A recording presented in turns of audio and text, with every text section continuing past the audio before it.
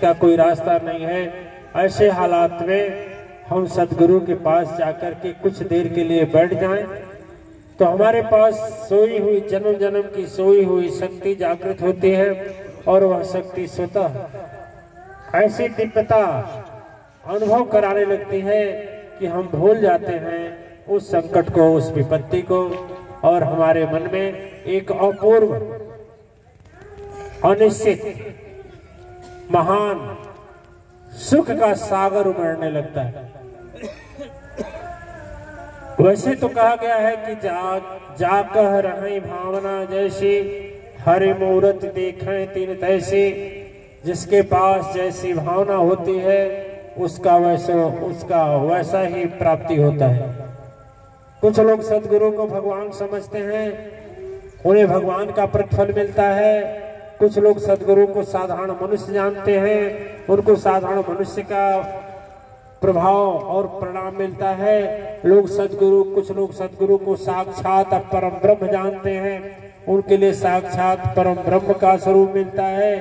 दिव्य आत्माएं रूप एक ही है, लेकिन जैसी भावना है वैसा उसका प्रभाव है। उसी सदगुरु के चिंतन मनन में ध्यान करते हुए मनुष्य कितना महान बन जाता है जिसकी कोई सीमा नहीं है।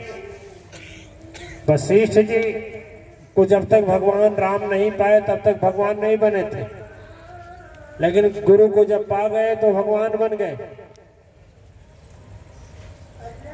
जब तक स्वामी विवेकानंद रामकृष्ण परमहंस को नहीं पाए तब तक नरेंद्र जी बने रहे। वाल्मीकि जब तक सदगुरु को नहीं पाए रत्नाकर बने रहे। यह इतिहास गवाह है। दिव्य आत्माएं जब हम सदगुरु की प्राप्ति कर लेते हैं तो ये प्राप्ति करने में हमारी नजरिया कैसा है, हमारी भावना कैसी, सदगुरु को हम किस भाव से देखते हैं। जिस भाव से देखेंगे वही हमें प्राप्त होगा। सदगुरु के अंदर कितना हो, उच्च कोट की विद्वानता हो, उच्च कोट का उनकी तपस्या हो, उच्च कोट की महानता हो, सबसे ऊंची ज्ञान और तपस्या शक्ति के भंडार हो, लेकिन यदि हमारे पास हमारे मन में या दिमाग में या दिल में, तीनों में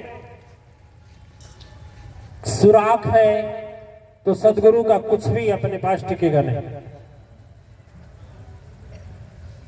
छलनी में हम यदि जल भरने जाए, छलनी जानते हैं ना, छलनी जिसे कहते हैं, छलनी में हम जल भरे तो जल भरा जाएगा? नहीं भरा जाएगा, क्योंकि उसमें छिद्र है। उसी तरह से हमारे मन में जब अविश्वास का छिद्र होता है, सदगुरु के प्रति हमारी भावना कमजोर होती है, जब विश्वास कमजोर होता है तो ऐसे हालात में सदगुरु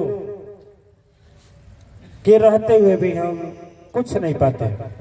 चलनी को लेकर के गंगा में चले जाइए, गंगा में पानी कम नहीं है। समुद्र में चले जाइए, समुद्र में पानी कम नहीं है। लेकिन जब आप जैसे समुद्र में चलनी को डालें और फिर उसको ऊपर निकालें,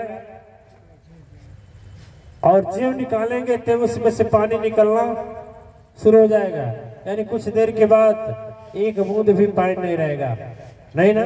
उसी तरह से सदगुरु के पास जाकर के यदि हम बिना भावना के रहें, हमारे पास श्रद्धा न हो या कमजोर हो, श्रद्धा जितना मजबूत होता है उससे उतना ही मजबूत काम लिया जा सकता है।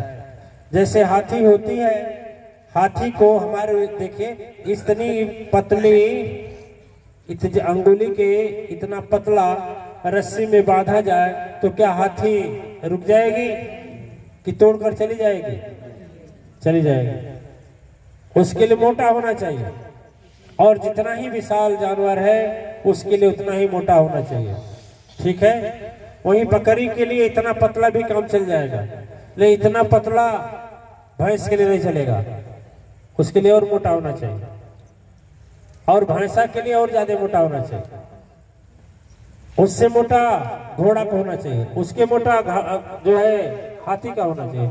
उसी तरह से मनुष्य से हमें सदगुरु से जितना पाना है, मोटा का मतलब उतना ही गहरा विश्वास होना चाहिए। हमारे अंदर उतनी गहरी श्रद्धा होना चाहिए, हमारे अंदर उतना भाव होना चाहिए, हमारे अंदर उतने विचार होने चाहिए। और किसी के कहने से, किसी का देखा देखी करने से यदि हमारे अंदर विचार भावना प्रकट होता है तो हम वह सब नहीं पाते हैं जितना हमको पाना चाहिए। इतिहास गवाह है, दिव्य आत्माएं हनुमान जी को जानते होंगे। हनुमान जी महाबली थे, इतना बली थे तो उनको कहा जाता था उनके समान कोई बलवान है या नहीं है।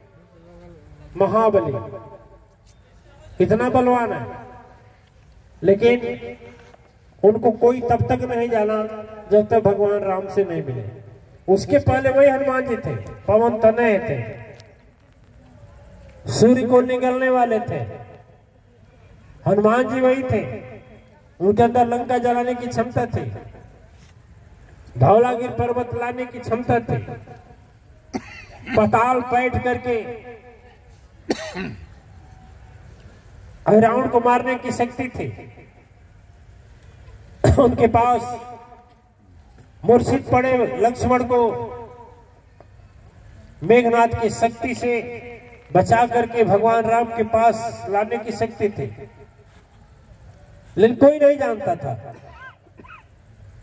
केवल सुग्रीव के पास रहते थे, उनका मंत्री बनकर के रहते थे, सेनापति बनकर रहते थे। मंत्री तो जामवंत जी थे, बनकर रहते थे, कोई नहीं जानता था। आज जैसे भगवान से मिल गए वहीं से उनका नाम क्या हो गया,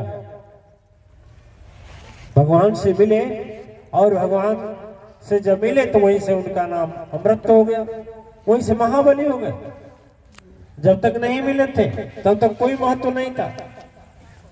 जब तक हम सदगुरु से नहीं मिले रहते हैं, हड्डी चमड़े मांस की शरीर एक पुतला की तरफ घूमती है, दर दर ठोकर खाती है, रोती है, घबराती है, क्योंकि कोई सहारा नहीं होता। चारों में सहारा होता है, और जो सदगुरु को पास जाता है तो उसको शक्ति मिल जाती है, उसको साहस मिल जाता है, शरीर वही रहता है। कोई सर्वात्मानंद बन जाता है, कोई कर्णेश्वरानंद बन जाता है, कोई अत्रि जी महाराज बन जाता है, कोई विश्वामित्र बन जाता है। आदमी वही है। जो सदगुरु के संपर्क में आता है तो उसका क्या होता है, महत्व बढ़ जाता है, बढ़ जाता है। देखिए, प्रश्न ये नहीं कि हम गुरु बनाए, प्रश्न है कि हम सदगुरु से कितना अपना हृदय से प्रेम रखें, हमारा प्रेम जुटाव कितना है। इसमें कितने लोग बैठे हैं कि जो जमराज को और मौत को धोखा देकर बैठे हैं। जमराज आया दरवाजे से चला गया, अभी हाथ उठाए तो कितने लोग होंगे यहाँ पर, देखिए कितने लोग हाथ उठा रहे हैं, कितने बैठे जो हाथ सोचिए वो जमराज को धोखा दे दिए। सब लोग क्यों नहीं दिए? सब लोगों के पास यदि उतना ही सदगुरु के प्रति शक्ति भाव हो, विचार हो, श्रद्धा हो तो भी धोखा दे दे।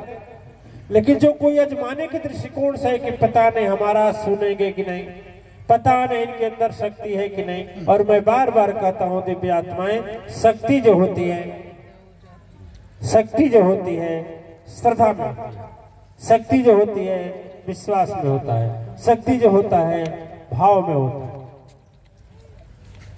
शक्ति, अच्छा देखिए थोड़ा विचार करेंगे,